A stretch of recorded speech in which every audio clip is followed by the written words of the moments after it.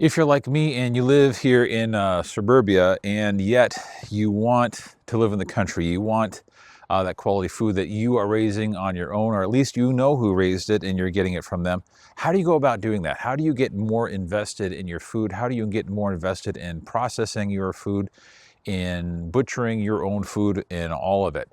Well, today we're going to talk about that on the channel. This is kind of a new thing for us. My name's Jake, and welcome to the Crafted Life, where we are built on purpose and shaped by faith.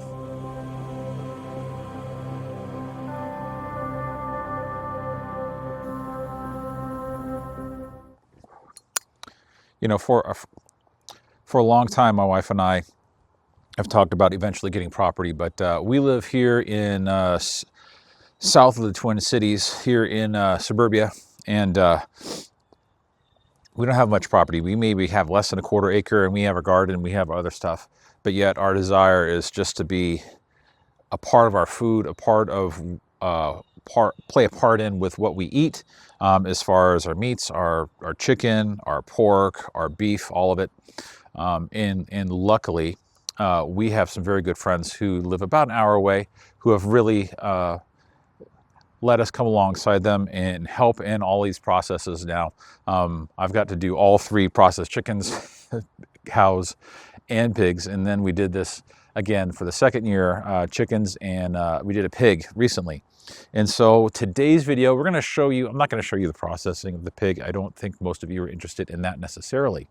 But I think being connected to your food, I think not losing the connection from your food. I think it's important that we know where our food comes from, how they're raised, how they're treated throughout their life, and then how they are processed even after the fact. I think there's just such a need for knowing where your food comes from and being part of that process instead of completely removed, which is kind of where we are now, where we just go to Costco, right? We go pick up the package of whatever it is and throw it in the cart, go pay it at the register, and throw it on the barbecue. There's so much more to that. And I feel like we've lost a lot of that, even thinking over just two generations. When my grandparents, I didn't know my dad's dad, but my mom's dad, he processed chickens in the backyard. And I'm pretty confident my dad's dad did that as well. And that just got lost through the generations, and how quickly it can get lost, right? And I want to be more a part of my food, invested in it, understanding where it comes from. And I think it's really key and it's really important. So we're going to jump into a video. We're going to show you how my buddy Adam and Melinda, how they raise their pigs, how they do it outside, and they have paddocks with fresh air and lots of room to move and the whole thing. So we're going to go to that right now, and we'll see you in a little bit. Talk about this. So we just processed my pig. We got it done. It actually went really well, didn't it? Yeah. But we're going to look around. We're going to see kind of where you started and where we are at now. So you started with these guys. And what size are these? So these are a standard pig panel. Yeah. So they are 3 foot tall, Okay. and 16 feet long. Right. Then we cut, so we can for see. the cross pieces, we cut a standard panel in half. Right. Okay. And as you can see, Right. Just bend that over. we cut halfway in between and bent the halfway stick around as part of the joiner. Then used some wire for the other end. Right. And this is some 1-inch galvanized pipe, so that it wouldn't rust out as bad. Right. And this is actually where I got the driver that I'm going to show you shortly. Okay. But this was on the end of this. Right. Okay. So we just got another piece of 1-inch that we got 8 feet of it, or a little under 8 feet. Right. That's the bar. And we've got wheels on the back, and take a couple people, pick it up, and move it forward once a day. Okay. So they're on fresh grass, just like a chicken tractor, but for pigs. Pig got a little bit of shelter in the back. When it gets later in the fall or early winter and it's getting cold, we put the shelter so that it's to the wind, so they've got some wind protection. And then they're just sitting there, you know, at that point when the grass isn't growing. But these got to be a little bit of a hassle to move every day. They're pretty big. Well, how many could you act with? 2? We did like three in one of these last year, and crowded. 2 in another one, and it was okay. Yeah. But yeah, they start to tear it up more when it gets rainy or wet or whatever. Sure. Then it's just a mud pit. But if we go over here, you can see how it's gotten tilled up, and there are actually areas the exact shape of this that are, this is a really nice green spot because that's where the pigs tilled it up. Right here. Yeah. Yeah. This is Especially, all last year. yeah, this was, and into this, and all of into this, part of the right? summer. From basically where the dry brush is. Yeah. Over, right? Yep. So this is where all the pigs were last year. Yeah, the last 2 years we've, Yeah. or 3, I don't know. Well, since 22. Yeah, 3. We've had them in these these pig tractors. But this year we decided, you know, that's a lot of work to move the pig tractors. Yep. And we're going to invest in some infrastructure. And we decided that we would do the Joel Salatin method of rotating paddocks. And we can wander over and see what's going on there. You're going to have them move instead of you moving them. Yes. Oh, I was very excited to see anybody, aren't they? Yes, they are. These are our pigs. So we had 4 out of 6. One went a couple days ago to the butcher. One we just did today, and 4 have dates in the future. 4 have future dates with destiny. Hello. So a couple years back, Joel Salatin contributed or wrote a book about the, I think it's Polyface Design might be the name. Yep. You could check that out. And he detailed basically exactly this, where you've got a gate that's movable.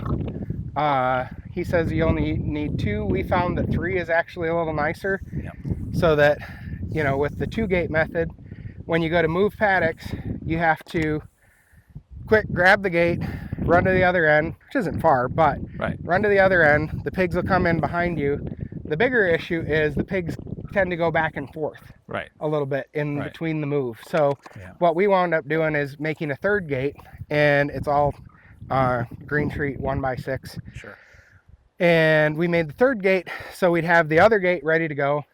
We opened the gate in the middle of the 2 paddocks, and then once the pigs went through, we'd have somebody just kind of shut it and hold it shut so the pigs stayed where we wanted. Right. Then we moved the shelter because we don't have trees in the paddocks here, just because of how our pasture system was already laid out.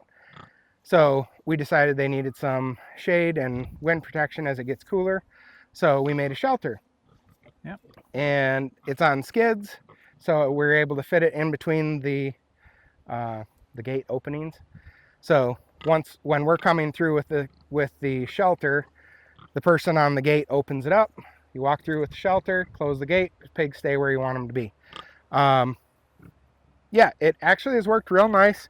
The one problem we've had is, if you notice, they dig, and the bottom wire is a little bit low. Right. We so probably it's getting a little close to your. Basically, they've put up a berm or they've plowed up with their noses. It's incredible right there. how they do. That's what they do. They dig. Yep, they are digging machines, and they it grounds out the wire when dirt is touching it. Right. So the biggest problems we've had is, because the shelter was on skids, there's a paddock over here that's on a hillier area, and they scratch and rub their shoulders on it and whatever, and they push it up against the electric fence, which a metal shelter does a really great job of grounding out your energizer. That's and we've had some issues with the pigs going between paddocks. They've only had one that actually got out of the paddock. Right. But if you got a good hot energizer, especially, we're using solar energizers, so because we don't have power out here. If you had a plug-in energizer, that would probably be better. But we do what we got to do. We don't have power here. So, and show us how do you water these bad boys? Oh yes, so I like this. At present, we have this 55-gallon drum with what do they call that? A bulkhead fitting. Yep, bulkhead. Yep. And if you look right here, there's a plug in there in the side of it. Yeah, right there. Well, we originally started by just turning the nipple drinkers into the blue barrel.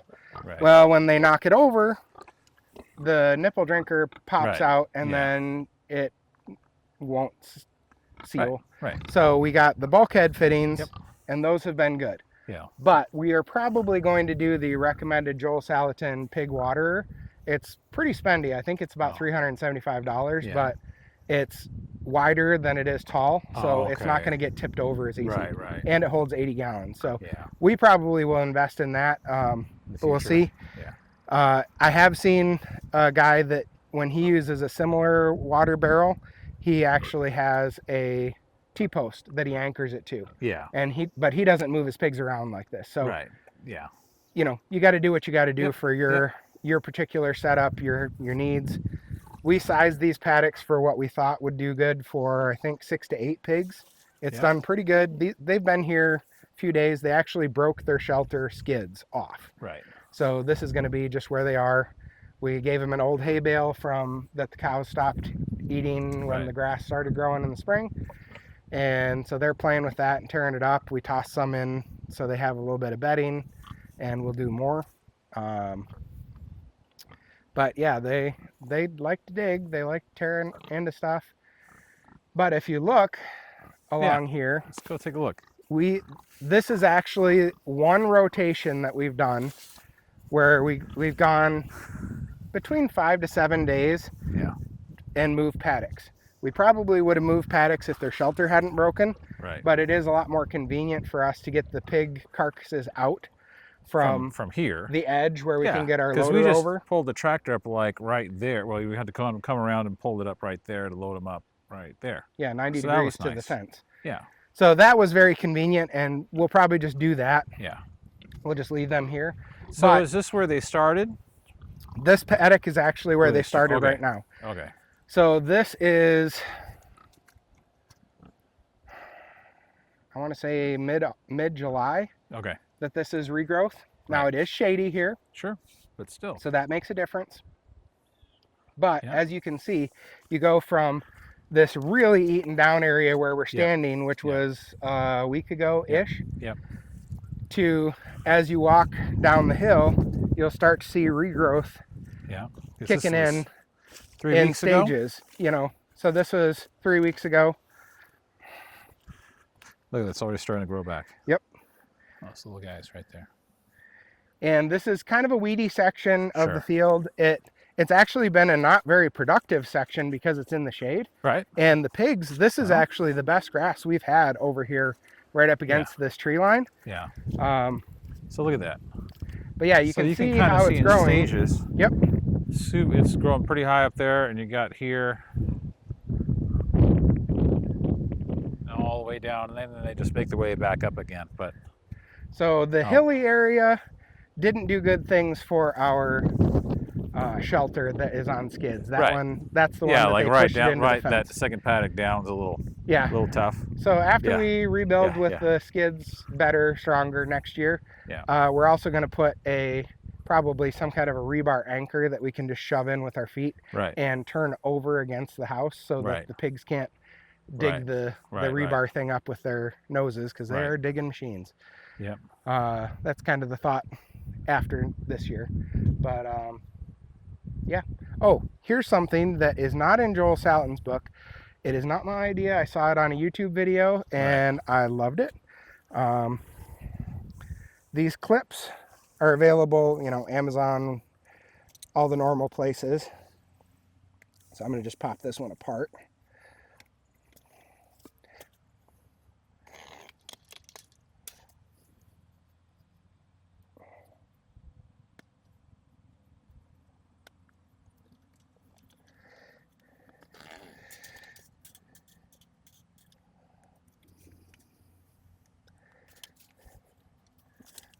See if I can pull this guy out. So rebar posts come out pretty easy, right? Just a little bit. I mean, it's like that's the tiniest channel locks you can get. Like okay, so we marked out. We bought a bolt cutter, a 30-inch bolt cutter, because I did not want to use a grinder to cut through all these rebars. And you can get 20-foot pieces of rebar much cheaper than you can get a 10-foot piece, and cut 20-footers in the parking lot. We bought them at Menards. So we cut them all in half, and then we laid them out, and we used a paint pen or a paint marker. So we marked out the two clips. where the clips go? Yeah, insulators. There you go. Yep. The 2 insulators we marked out and the bottom of the the depth of it. And then I saw the YouTube video. We were just using a hammer, and we saw a YouTube video. And let's see, where is it? Oh yeah, here you go. Right there. So as you can see, that's pretty dang close to what we're going for. And the YouTube video was this guy, I can't remember the guy's name, but what he did is he got a piece of, I think it was 3/4 pipe. These are 3/8 rebar, by the way. Yeah. I happen to have this piece left over from that handle over there, and this is how you drive them.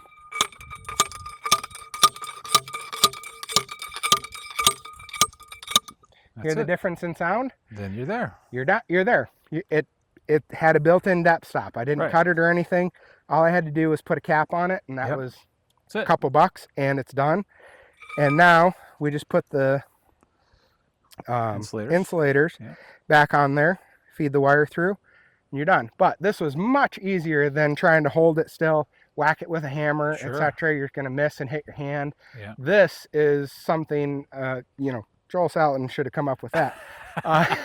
Well, you know, you got to have some other people getting creative. But yeah, I thought that was a fantastic idea. If I can find who it was, I will try to have Jake link it in the video. But not my idea, but a really great one that saved a lot of time.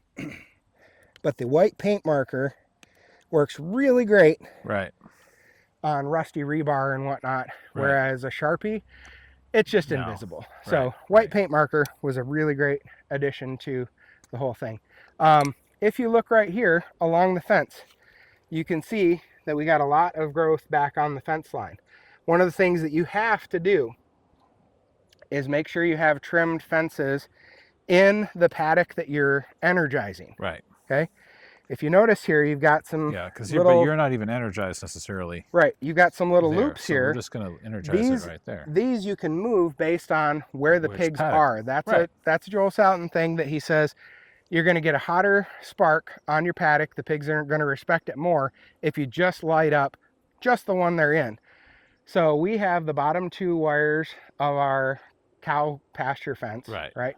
Those are on a different system. We separated them out of the big pasture system. The upper wires are still on that one to keep the cows in. Right. But we can energize with a piece of wire from either the bottom wires there, or we actually hooked on all the way down. We have little jumper wires at the end. Yeah. Because we didn't want to have the whole perimeter of this lit up all the time. Right. That's a lot more to trim. Right. But it takes very little time to trim underneath just the paddock you're in, or this paddock and the next one, preparing for what you're doing. Yeah. And then you got a good hot spark. You do have to come through, and one of the things he talks about is adjusting up your posts or your insulators exactly for this, because the pigs are going to dig. They're going to mound that up, ground it out, move your energizers or your insulators back up, and it's a really nice system if you don't ground it out with with the metal shelter. That was the big deal, and keep dirt off of it. So yeah. So like what is it about? I mean, you and I have talked about this, but as far as like raising your own food and doing pigs or meat, we've done meat birds together. You got the cows, nothing this year, but definitely next year. What is it about this? And I was thinking, I was just said this in a video. I haven't talked to you about this. Like my grandparents probably did this. Like I know they did, but it just totally missed a generation because it wasn't important. But you know, you're doing this, and I get to live. I tell people I get to live vicariously through you, right? I actually talked to somebody about the skipped generation. Yeah. What do you? Give me some insight on that. So what do you think? Our thought was, I was talking to, I'm part of a blacksmithing group, and I was talking to one of the ladies whose husband is a pretty active member. Yeah. And she said, yeah, I grew up on a farm. We had a dairy. They sold milk, that whole thing. They had chickens and pigs and the whole bit. Yeah. But it was income for mom and dad was the job. So it wasn't like a passion, you know? So mom and dad didn't pass on the passion to do this to their kids Yeah. because it was like, oh, I have to come back and do chores and whatever. And those people were doing it just for a living, not because of the food system Right. and the brokenness that it was. Like when COVID hit, Yeah. and they that's one. closed down the meat processing plants Yeah. and things like that, you couldn't get a butcher spot for years. And they were having to give away pigs because Right. they were growing them out so fast, and they didn't have any room for the next batch to come along because you're planning on processing them. Yeah. You know? Yeah. And there were meat shortages in Yeah. the supermarkets because nobody's processing, and all Yeah. the things with that. Even before COVID, my wife and I were thinking we really need to do something different. We were in the suburb on a small You're fine. on a small lot, Get more and light. we just didn't have a chance to grow much of our own food. We had a small garden, and we said, you know, we were watching videos of people on YouTube, and man, we really want to do that. We want to raise our kids differently. We homeschool our kids, but we don't want to be stuck in the city. Nope. And so we started looking for a way to get out of the city. I got a different job out of the city so that I could jump farther out to get buy some land in the future. And this is the property we found. But we wanted to have a family milk cow so we could make our own cheese. My wife makes cheese. Well, we calf share, so especially at the beginning, we were getting like 4.5 to 5 gallons a day. Right. And so she was making a lot of cheese. Well, now the calves are getting a little bigger. They're drinking more milk, which makes dealing with the milk more manageable, which is nice. We still get a lot of milk. We're still eating all the butter, you know. But still. And when we start separating the calves from mom overnight, then we'll get as much milk as we want, release the calves to drink the rest of the milk, and it's a really great relationship. That's win-win. And as you saw from the beef that we processed last year, beautiful marbling in completely grass-fed beef because they were with mom longer. They got mom's milk as much as they could drink. And they just lived a nice, happy life. And they were like massive dogs. But part of the process is you're growing them out, and eventually they're going to be food. And it was a little bit of a sad day last year when we had to transition them to the food side. But they wound up being really good. But that's part. I mean, that's. I think, you know, I've thought that you value your fruit so much more. Like it's not just something you picked up at the grocery store, or we'll get this or that. It's like it's an experience that I put 3 years of moving temp wire and you know, it's serious. Making all the things and putting in a fence system and all that for, you know, we got the milk, but we also got the beef. And it's like when we eat a ribeye from the beef that we processed, oh man, that's a wonderful thing. Awesome. Well, we appreciate it. I'm gonna keep doing more with you as long as I can. But we're gonna keep going. But this is it, everybody. I mean, look at this grass. We did have some frost, so you can see some of it to the left is a little bit brown. Still, the cows were grazing on that. It's still going this week, and there they are. I don't know if you can see they're them. out in the back across the tree line. Over there. There they are. Say hello, cows. Hi, cows. They're over there. But so awesome. Yep. All right. Well, we're gonna keep talking about this stuff. I like talking about this stuff, especially for guys, because we don't do this, especially as modern men, enough. I don't think, and so I'm getting better at it. Adam's way better than me at it because he lives here. I get more practice. You get more practice, but hopefully it'll be an inspiration for you out there to actually do it too. So but we'll be back. So you may see Adam and Melinda more often, I hope, in these videos, because I think this is being part of the crafted life where you are able to raise your own food. You're out away from suburbia, and there's nothing wrong with suburbia in a sense, I don't think. But just to be out there with them and to see what they're doing and to come alongside them and to even do that, find somebody Find someone who maybe lives outside of town and just say, hey, can I come and see what you're doing? Can I come and watch? Can I come and observe? And just showing that interest. I tell you what, people who have animals always need help. They never get a day off. There's not a day where, especially if you have, let's say, for example, a milk cow where that cow doesn't need to be milked, right? Um, you showing an interest in that and an investment in that can mean the world to somebody else and helping them with their farm and with their property, whatever they might have. So I would, man, if you can find somebody in your local community, find a friend, make a friend who's doing this and is doing it in a authentic way, like my friends Adam and Melinda. Do what you can to find those people. And I think we'll do a video eventually on how do you find those people. I know that I've been looking for this for a long time, and I've found several people now that do this kind of thing, whether it's lamb, raising turkeys, raising beef, all grass-fed, all out in nature, not being fed corn or byproducts or all kinds of crazy stuff, living a great life, and then being processed in a very humane and respectful way. And that means a lot. To take an animal's life, I think we don't even know what that means.